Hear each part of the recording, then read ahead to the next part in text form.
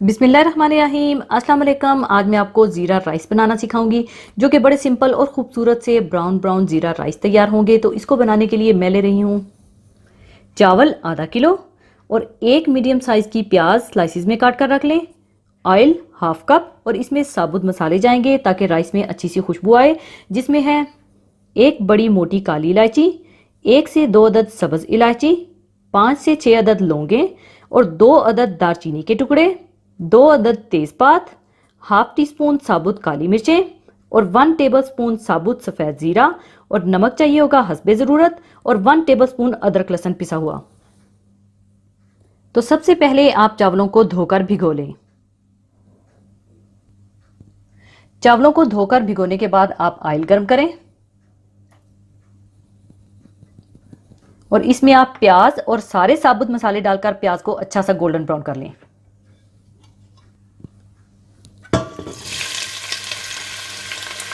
और सारे साबुत मसाले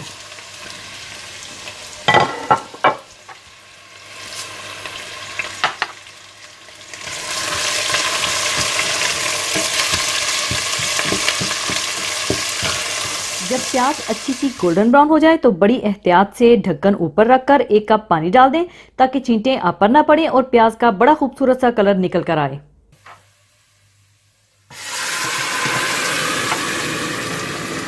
साथ साथ हिलाते रहें।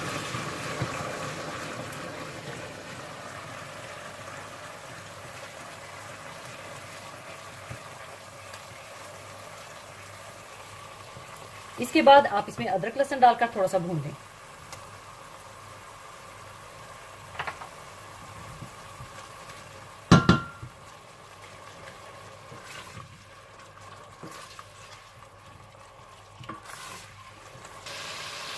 इसके बाद इसमें इतना पानी डाल दें कि पानी चावलों की तह से उंगली के 2 कोर ऊपर होना चाहिए और साथ ही नमक भी डाल दीजिएगा।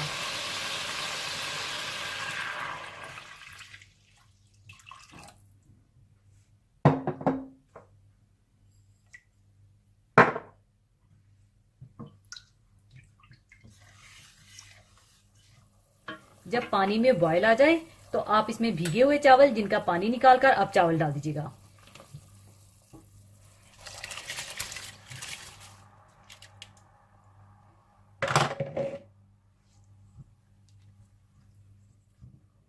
और इसी स्टेज पर आप नमक भी चेक कर लीजिएगा और जब चावलों का पानी खुश्क हो जाए तो आप इसे बिल्कुल हल्की आंच पर रखकर दम लगा दें। और जब चावलों का पानी खुश्क हो जाए तो आप इसे बिल्कुल हल्की आंच पर दम लगा दें।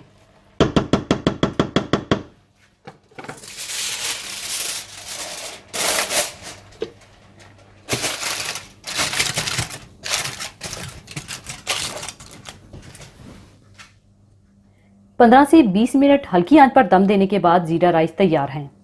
और अब इसका मैं दम खोल लूंगी।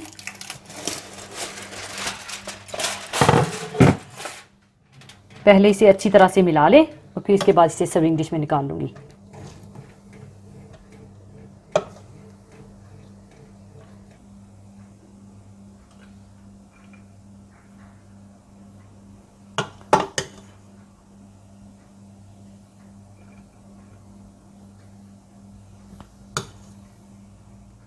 लीजिए, बहुत मज़ेदार और अरोमेटिक ज़ीरा राइस तैयार हैं। ज़रूर ट्राई कीजिएगा और मुझे दुआओं में याद रखिएगा। और जाने से पहले एक हदीस पाक शेयर करना चाहूँगी। हदीस पाक इस तरह से है। हज़रत अबू हुरैरा रज़ियल्लाहु ताला अन्हु से रवायत है कि रसूलुल्लाह सल्लल्लाहु अलैहि वसल्लम ने इरशाद फरमाया कि हर एक मुसलमान दूसरे मुसलमान का दीनी भाई है, लिहाजा मुसलमान मुसलमान पर जुल्म ना करे, उसकी मदद व आनत को तर्क ना करे और उसको ज़लीलो हकीर ना समझे। फिर आप सल्लल्लाहु अलैहि वसल्लम ने अपने सीने की तरफ 3 दफ़ा इशारा करके फरमाया कि तकवा परहेज़गारी इस जगह है, और फरमाया कि मुसलमान के लिए इतनी बुराई काफ़ी है कि वो अपने मुसलमान भाई को ज़लीलो हकीर समझे। यानी किसी मुसलमान भाई को ज़लीलो हकीर समझना इतनी बड़ी बुराई है कि अगर मुसलमान कोई और गुनाह ना भी करे तो इसी एक बुराई की वजह से आखिरत में इसका मुआवजा होगा। और याद रखो, मुसलमान पर मुसलमान की ये चीज़ें हराम हैं, उसका खून, उसका माल और उसकी इज़्ज़त व आबरू। اس حدیث میں ایک بنیادی بات یہ بتائی گئی ہے کہ مسلمان مسلمان کا بھائی ہوتا ہے، اس لیے دو مسلمان خواہ ان کے درمیان خاندانی رشتہ نہ بھی پایا جاتا ہو، لیکن ان کے درمیان دین و ایمان کا جو رشتہ پایا جاتا ہے وہ رنگ و نسل کے رشتے سے کہیں زیادہ گہرا اور پائیدار رشتہ ہے، اس لیے وہ آپس میں بھائی بھائی ہیں۔ انہیں اپنے دینی بھائی کا پورا خیال رکھنا چاہیے، نہ وہ خود اپنے بھائی کے ساتھ کسی ظلم کے روادار ہوں اور نہ اپنے بھائی کو کسی ظالم کے حوالے کریں۔ یہ بھی اپنے بھائی کی حق تلفی ہے کہ کوئی اپنے بھائی کو حقیر اور کمتر سمجھے۔ اگر کوئی مسلمان اپنے بھائی کے ساتھ کوئی اور ظلم زیادتی تو نہیں کرتا لیکن اسے حقیر اور کمتر سمجھتا ہے تو یہی ایک برائی اس کے دامن و کردار کو داغدار کرنے کے لیے کافی ہے۔ حقیر اور کمتر نہ سمجھے سے مراد یہ ہے کہ مسلمان بھائی کے عیب کو اچھال کر اور اس کی برائیوں کو لوگوں کے سامنے بیان کر کے اس کو رسوا اور بدنام نہ کرے، اور کوئی مسلمان خواہ کتنا ہی غریب و محتاج ہو، کتنا ہی ضعیف و ناتواں ہو اور کتنا ہی نامراد اور خستہ حال ہو، اس کا مذاق نہ اڑائے، کیونکہ کسی کو کیا معلوم کہ اللہ تعالیٰ کے نزدیک اس کا کیا مقام ہے۔ اس حقیقت کو کسی صورت فراموش نہیں کرنا چاہیے کہ جو بھی شخص کلمہ گو ہے وہ اللہ کے رسول صلی اللہ علیہ وآلہ وسلم کا امتی ہے، وہ عزت والا ہے اور قابل تکریم ہے، کیونکہ اللہ تعالیٰ نے ارشاد فرمایا ہے، سنو، عزت تو صرف اللہ تعالیٰ کے لیے ہے اور اس کے رسول کے لیے اور ایمانداروں کے لیے ہے، لیکن یہ منافق نہیں جانتے۔ یعنی عزت اور غلبہ صرف اللہ تعالیٰ کے لیے ہے، اور پھر وہ اپنی طرف سے جس کو عزت و غلبہ عطا فرمائے، چنانچہ وہ اپنے رسولوں اور ان پر ایمان لانے والوں کو عزت اور سرفرازیاں عطا فرماتا ہے، نہ کہ جو اس کے نافرماں ہوں۔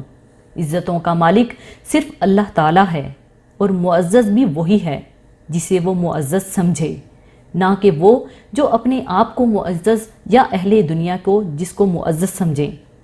اللہ تعالیٰ کے یہاں معزز اور عزت والے صرف اور صرف اہل ایمان ہوں گے، کافر اور اہل نفاق نہیں۔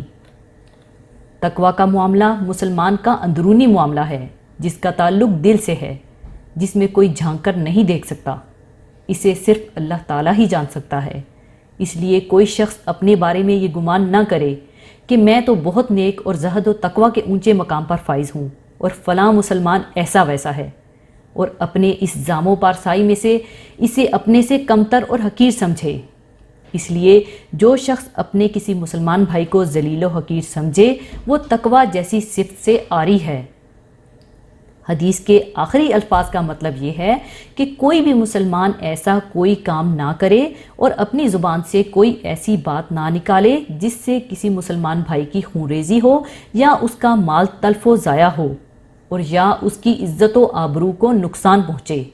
اللہ تعالی ہم سب کو اپنے مسلمان بھائیوں کا عزت و اکرام کرنے کی اور ان کے جان و مال اور عزت و آبرو کو تحفظ دینے والا بنائے، آمین۔ اسی کے ساتھ میں آپ سے اجازت چاہوں گی، اپنا بہت خیال رکھیے گا، دعاؤں میں یاد رکھیے گا، اللہ حافظ۔